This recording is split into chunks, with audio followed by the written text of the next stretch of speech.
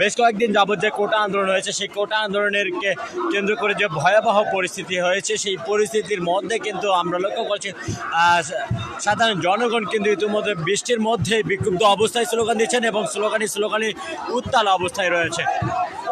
আপনাদেরকে জানিয়ে দেওয়ার চেষ্টা করছি এখানকার সর্বশেষ পরিস্থিতি আপনাদেরকে জানাবো। আপনারা লক্ষ্য করছেন যে শহীদ মিনারে যে বৃষ্টির মধ্যে ছাতা নিয়ে তারা বিক্ষুব্ধ অবস্থায় তারা স্লোগান দিচ্ছেন এবং স্লোগানে তারা মুখরিত পরিবেশ সৃষ্টি করেছে।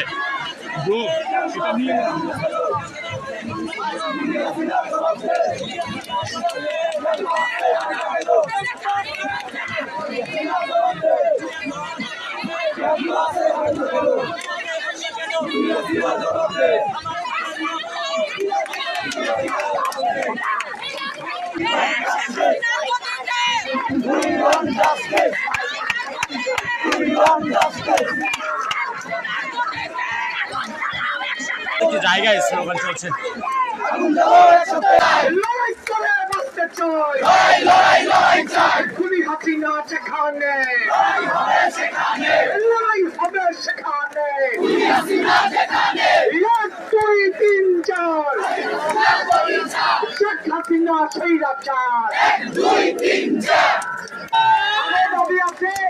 কিন্তু সময়ের দাবি এখন পদত্যাগ।